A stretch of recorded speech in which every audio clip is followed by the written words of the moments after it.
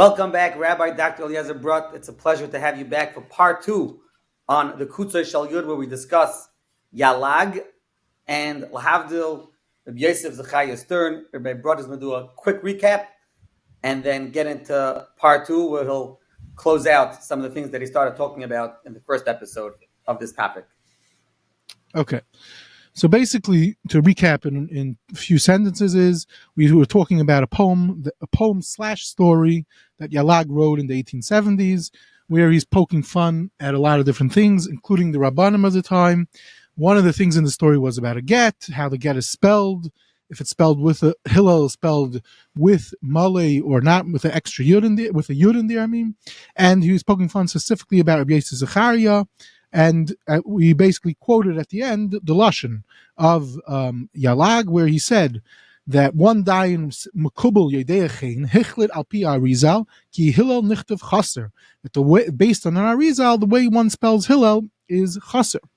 The second person, a second dayan, paskin al pi the bedek abayis, where then comes along the Av Bezin, I guess, Rav Vafsi, who this is Rabbi Zechariah Stern, he's alluding to Hichliki Hillel Malay Kedas Hazam Vasam Al Pia Shulchan Aruch, and we identified that the Zam is the Sefer Zikra Moshe, which we spoke about in a few episodes back, and the Sam is Seder of Michal, which we also spoke about a few episodes back. Now, so what I wanted to do in this episode, very, very briefly, it's not a long episode, but is just to take a little deeper dive into some of the sources behind, specifically with the name Hillel as it relates to this story. First of all, is what's going on here? What's going on? Where did this come from? So, in brief, it's as follows. In general, we know in halacha there's a whole big discussion, halacha and Kabbalah. We ain't going down that rabbit hole now. It's a rabbit hole we won't get out of. But in Even Ezer, it's not so common to have clashes, so to speak, or discussions between halacha and Kabbalah. There's not so many sources. Here you have. This is a source that it shows such a thing. Where is it coming from? So the Beis Shmuel, so he's really getting it from the Beis Shmuel, but where did the Beis Shmuel get it from? So we already elaborated that the Beis Shmuel had a sefer called Sefer Shemais, and the Sefer Shemais we discussed already at length. The Sefer Shemais has a huge entry, 2.5 pages, about the name Hillel, and he literally brings down a ton of, goes back and forth with everything, including the manuscripts that he had, which I elaborated that he announces in his introduction that he had a bunch of manuscripts. Besides, also a point that I did not notice and emphasize before, he was expert in languages. So he puts this work out in 1657, but the Magia of this work was a Yid Ramosha Zechut. Who's Ramosha Zechut? So Ramosha Zechut is one of the great Mekubalim. He transcribes a lot of Kabbalah, and today we have tons of material of his that's been published. In the past, I always mention there's such a thing as auction. So literally very recently there seems to be an auction. One could probably still buy it for a few $1,000s, a ksav yad of his, a psak din from his bezdin. But anyway, manuscripts of his are coming out galore. To understand his role in Kabbalah, one should see the various works of Yosef Avivi, originally in articles and later on his Kabbalah Arizal. But he's an important figure in transmitting Tyrus Arizal. So now this Ramosha, he was also, for Parnasa, he was an editor of Sfarim. So he was the editor of this Ramosha, of this Reb Simcha Kohen's work, Sefer Shemais. So at the end of the Arichos about how to spell Hillel, he throws in Arizal. He says like this, and he says that the Arizal says, Soida Iber Shel Hillel is memre who misayid memreish ayin hey v'shneim bo yachto bebei shemes ayin beis shehem. So mem heishin, that's one abbreviation. That's the abbreviation Moshe. Lamed hey is the abbreviation Hillel, and this ties into Kabbalistic stuff. But the point is that there's some connection with Shemais, Moshe, and Hillel together. But that comes out according to this Arizal. Hillel is chaser. So through this thing, he throws this out. So last time, in the early on in the episode, we already pointed out that if you look at, let's say, in the Marshal and many others, they bring down that everyone's seeking sources how to spell Hillel. So we brought down from the Marshal, who brought down from earlier, that if you look at the end of the Torah, it says, L'mashal, L'enei Kol Yisrael. So from there we learn out a similar type of thing that Hillel, how to spell Hillel le'ene. So if you look at the last, so we were bothered a question, which was, what's going on here? Such funny things to use for sources. If someone wanted to mock, they would say some type of Hasidish and Makairis, what's going on here? And what's Ramesh Zakot answer? What's Ramesh Zakot doing? But the answer is, and this lies in the Marshal, in the passage of the Marshal also. The Marshal, the Marshal is struggling for pshat, for how to spell Hillel. So he brings down, maybe you could bring a raya from how the Gemaras are, which we'll get, how it's spelled in the Gemara. We'll get back to that. He says you can't bring a raya from that. Then he says, there's a famous thing. There's another name that has a big deal. Akiva. How do you spell Akiva? With an aleph at the end or a hey at the end? How do we paskin? So interestingly enough, this was a story which is brought down in numerous sources, but today we have the real source. There was a pasuk that came, and basically it says the Seif Rashi Tevis of the pasuk was Akiva, spelling it a hey, and from there they learned out that that's the way one spells Akiva. So we see, and the Marshal already brings this into the discussion, that we see that such types of things, such type of tools are used when we're stuck, so to speak, and we need to know how to spell the name. So it's not so shver. Okay. Now, what was the pasuk? It said the story was something with, he saw in his dream Arzaru Latzadik Lishrei Leiv Simcha. So the Seif Isis of Simcha of the whole pasuk. So Simcha, the last letter of Simcha is hey. So that's how they knew that when you're spelling Akiva, they use that, even though there's many Makairis maybe to spell Akiva with the aleph. Okay, so the Marshal already answers that in his, before he talks about his interesting remez that he's using to spell Hillel. Okay, fine. So all I'm trying to bring out is that we do find such a thing. So now the Beis Shmuel is going even further. He's taking what the Haggah of Ramesh Zakot, which was just adding in to throw it in, and then he's using it as a psak. Which, okay, fine. Now, one last prat about this type of drushy type material.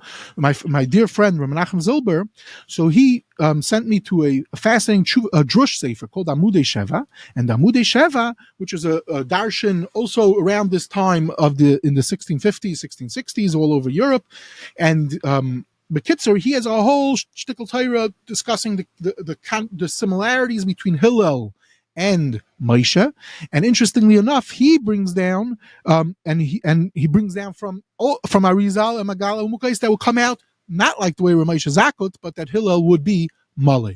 So it's interesting when you're using the different Ramazim, you can find the Remez this way and you can find the Remez that way. Anyway, so this is found in Amudei Sheva in a drush on the topic. Akopanim,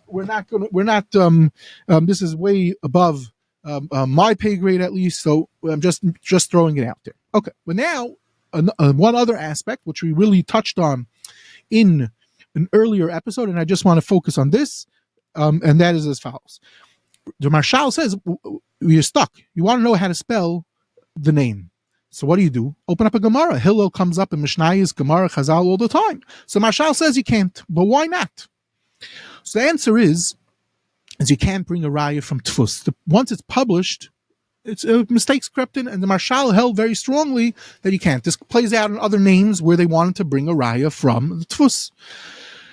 Now, I mentioned to you in earlier episodes, we spoke about one of the key svarim on Hilchos Gittin was Rebbe Ephraim Zal Margolis, and he also, a lot of times, he also says, he'll bring a raya from a certain bibliographical piece of information in a shar or something, a skama. He say, no, it's Tfus.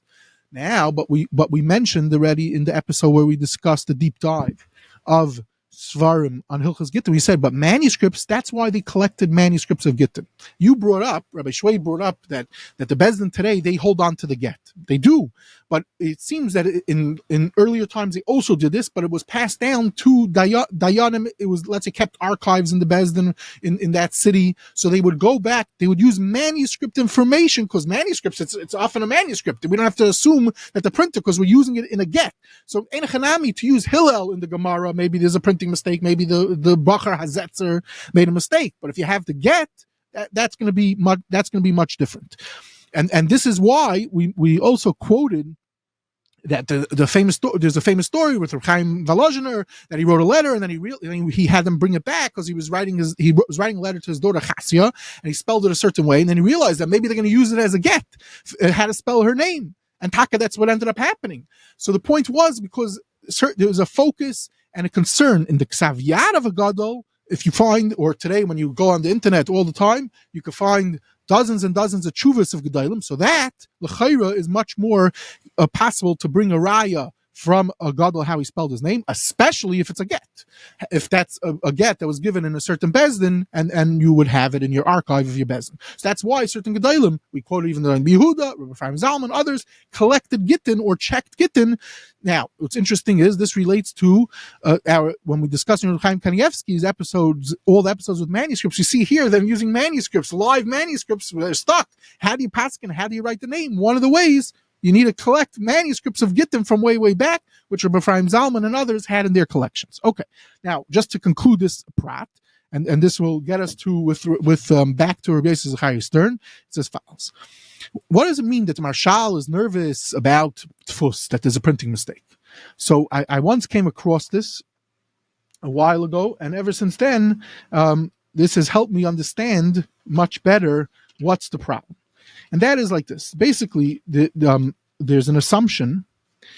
There's a siddur. I think I spoke about this briefly in one of the episodes with Reb Chaim Kanievsky, called Siddur Reb Shapsi Sefer.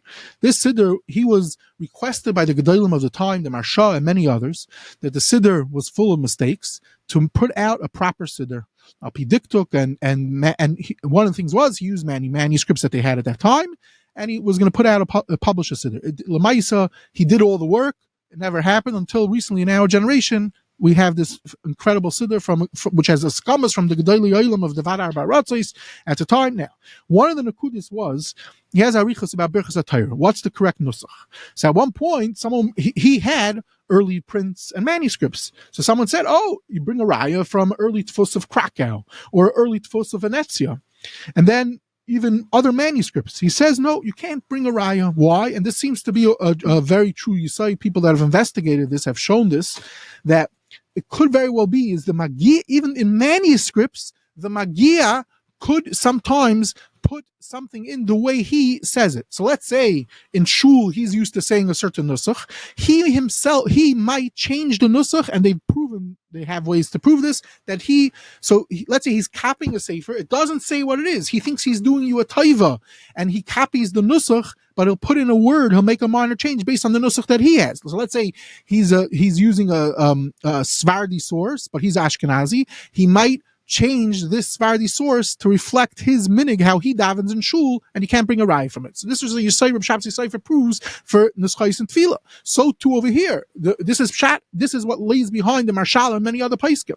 We're concerned is, you're going to open up a Gemara and you say it's spelled a certain way, but it could be it's reflecting not the way it's really how it really is. It's just that the magia is tampering with it for whatever reason. So you can't prove anything. Now, what does this have to do with Rabbi?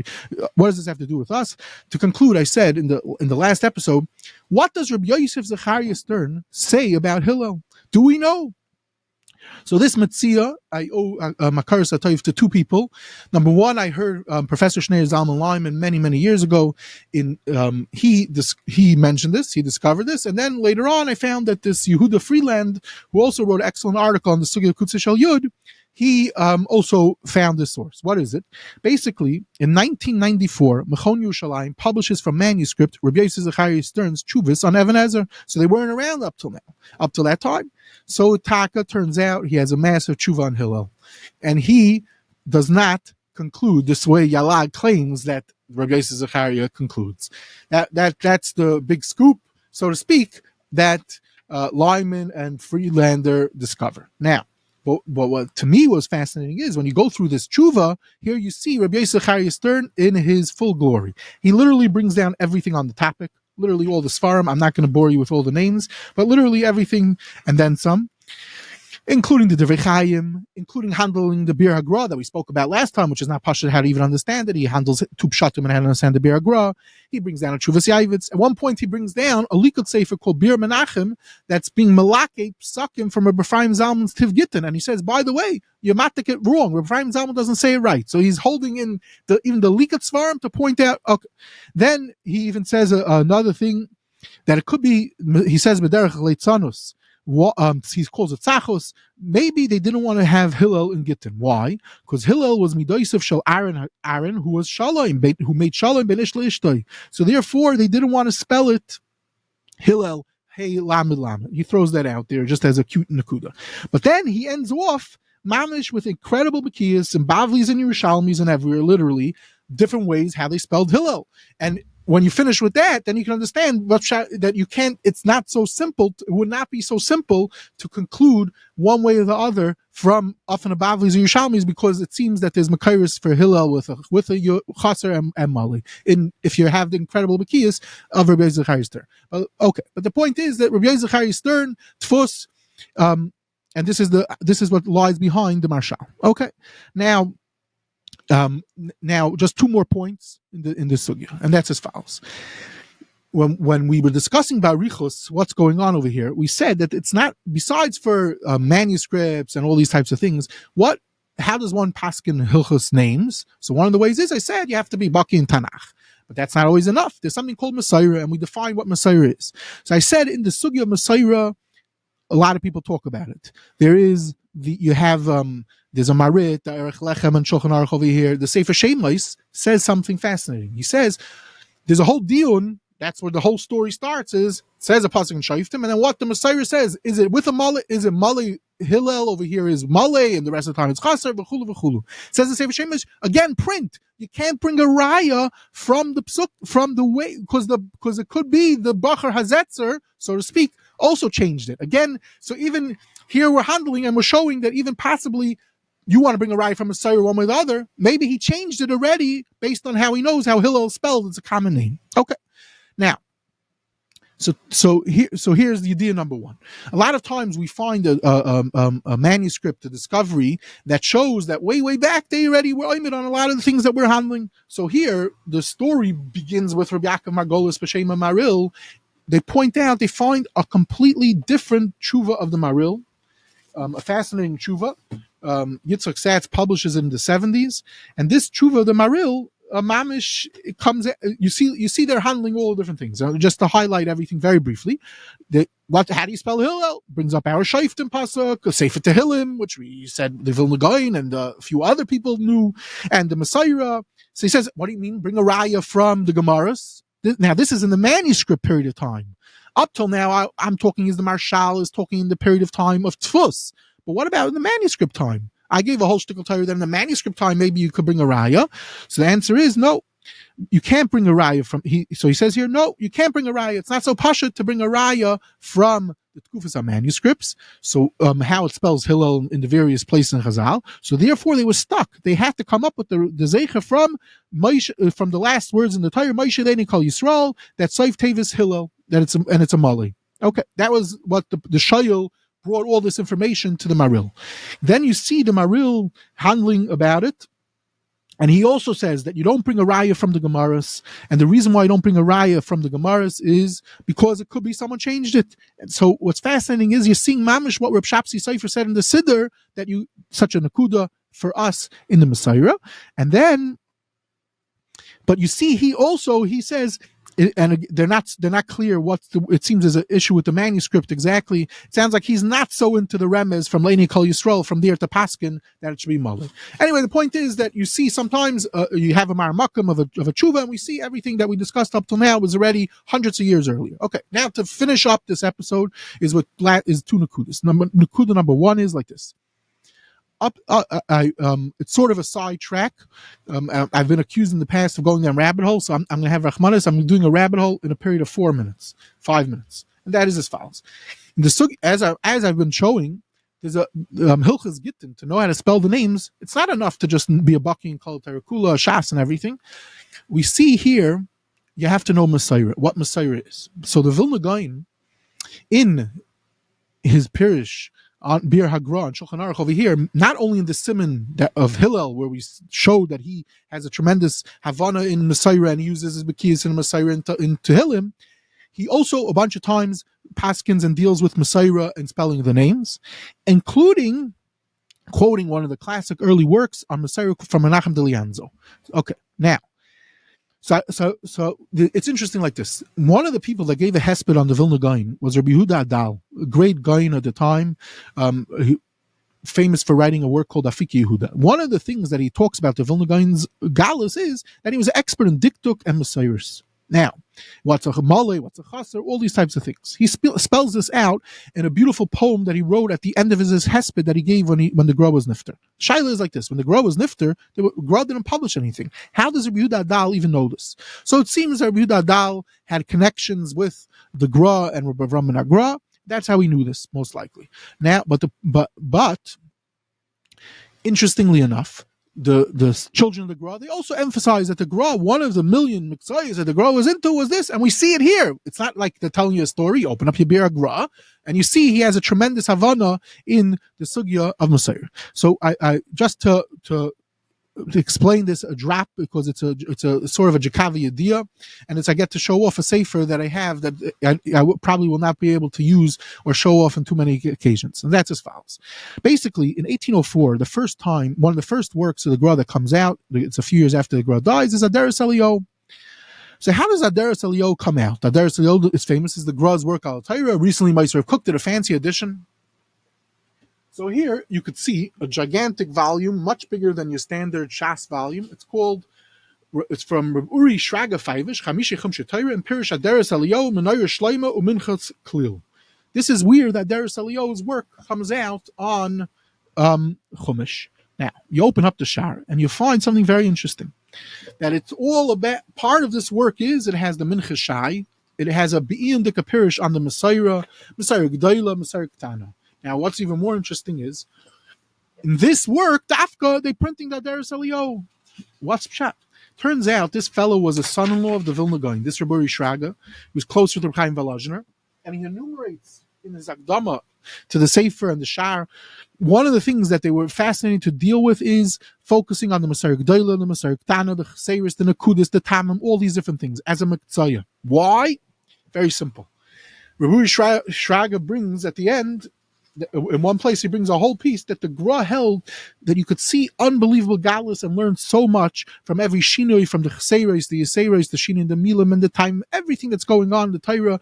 There's Leka Midi de Remiza B'Iraisa. How did the Gra see it? One of the ways was through the Messiah. So now we're seeing here that the Gra using it is using that knowledge not only to see drushes, but in Hilchas Gittin, how to spell names.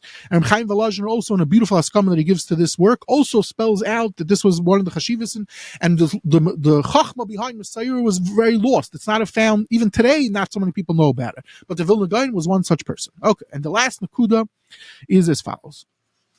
So basically, I'm trying to bring out is that's one. It's an unknown. I mean, say it's not your typical sugya Gemara Rashi Taisis Paiskim. It's a sugya called Messiah and the Vilna Gaon. Okay, the last nakuda is azay. It's like this. There's a machon called Eitzer Paiskim.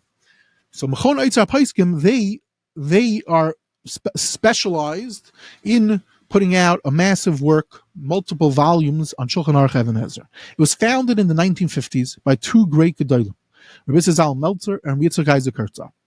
What was explained in the introduction, Rav Herzog writes it out very nicely, was basically is that there were a bunch of Rabbanim after the war that didn't have positions, didn't have Parnasa. But more than that, they found that there's certain areas that there's a wealth of information out there in all different Shuvas Farim and all the like, and they need to put it together, especially after World War II, Aguna Shailas relating to Even Ezer issues. And so they decided to create a team of people to go mine all the different Shuvas Farim and to put it together and to do it in a Mechubed Gaifen, and they raised the funds and this is how the famous Machon Eitzer Paiskim came out. So much so, Rabbi Zal Meltzer, he lived in the house that was originally the house of Reb Chaim Berlin. Chaim Berlin had a massive library, and he even used Sfarim from that massive library, rare Sfarim, and including it into the publication. Dr. Magnus from Hebrew University even got them funding. And Bekitzer, this was a whole incredible thing.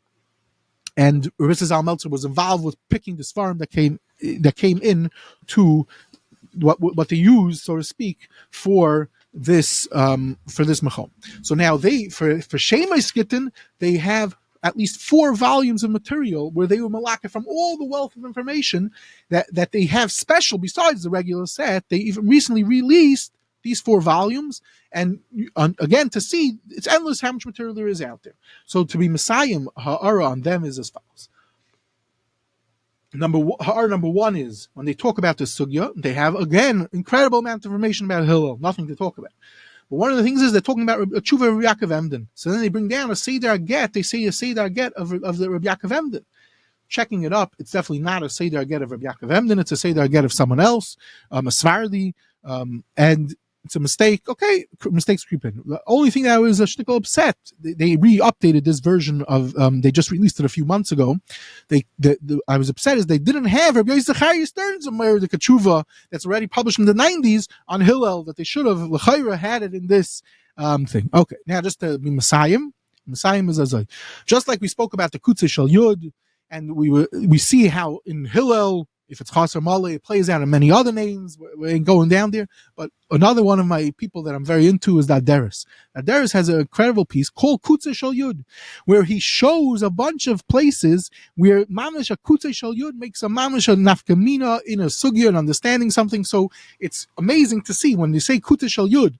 So Yalag and the Maskilim and everyone, they took it into this poem and everything. For us, Kutzo Shel Yud is even a dot. There's so much Torah and so much behind it. How do you spell Hillel? Or that Daderis has a long, long list of many other places, not just spelling Gittin names. In Sugyas, where he shows if a Kutzo Shel Yud makes Mamush and Afkamina. So that's to conclude the some minor, kleine pitchafkas to the previous episode. Obviously, we could go on, but that's the story. Okay. Thank you very much. That was absolutely fascinating. Just on a personal note, my second name is Pinchas. It's Pinchas with a yud, without a yud. I remember that we used to spell my name without a yud, and I am a cousin to Rav Shlomo Miller, one of the great poskim of our generation, and I'm named after his grandfather. So at one point, we met him, and he saw that I'm spelling my name without a yud. He's like, my grandfather spelled it with a yud. And I remember I visited the caver. This man came from Panovich, a Talmud of the Netziv. He learned in Volozhin, and he came to Baltimore in 1913. He's buried in Baltimore, and he spells it with a yud. And if I recall correctly, at some point I had to change my tefillin bag, and I was like, I'll still a bacher, and I changed it to with a yud. So again, I'm sure it plays out practically in halacha. When they write the name Pinchas and a get, is it with a yud, without a yud? Yes. I wonder if it depends how a person spells it initially. I don't know how these things work, but interesting anecdote. Okay, so Rabbi Brot, do you want to spin around and whip out a sefer from behind you? Yes, Pash, 1 second. Yes, Pash, 1 second. Even though I already did a show and tell of showing the sefer with the Gra, but here, Mamish, it's a brand new sefer, and it ties into what we were talking about. Okay, this sefer is called, so Baruch Hashem, I normally batch up the name of the sefers. This, I'm going to batch up less. Why? Because there's Nakudis and how to spell in the sefer when in the title. It says, Mefayrash V'Saim Sechel. Who wrote the sefer? Reb Aaron Lapiansky. Rosh Yeshiva in America, one of the big Rabbanim in America, and it's called Eitzer. It's a Eitzer Biurim al Torah al Pitame Hamikra V'Leked Ha'aris V'Ha'aris al Targamonkos Mlukatim Yisifrei Rishayim V'Achreinim and Tziyunim V'Yisafis. A few hundred pages where he goes through the Targamonkelis a lot of times, and also showing in the Trup a lot of times that understanding of the Pshat, how you can understand Pshat based on the Tamei Mikra. This is Mamish, similar to what I'm talking about. With the Chachma Messiah includes the Tamei Mikra, which the Gra Kiyadu is also. That was part of what the Gra was very into. And there are numerous varts of the Gra which are authentic varts of the Gra published in the lifetime of the Vilna Gaon, where they show this Nakuda that people would say over, where he would be Dairish, how the Tamim, and show pshat or some drush based on it. So this is a fascinating work that just came out from Lapiansky. Is malaka from a large amount of sources. One here, this is how it looks. And I believe I heard about it first is that Nachi Weinstein had it. He had an interview with Rabbi Lapiansky, and Rabbi Lapiansky mentioned that it's going to come out soon, and Taka it came out recently, and this is a nice work that just recently came out on the market. Hey, thank you very, very much, Rabbi Brott. We look forward to the next episode coming shortly.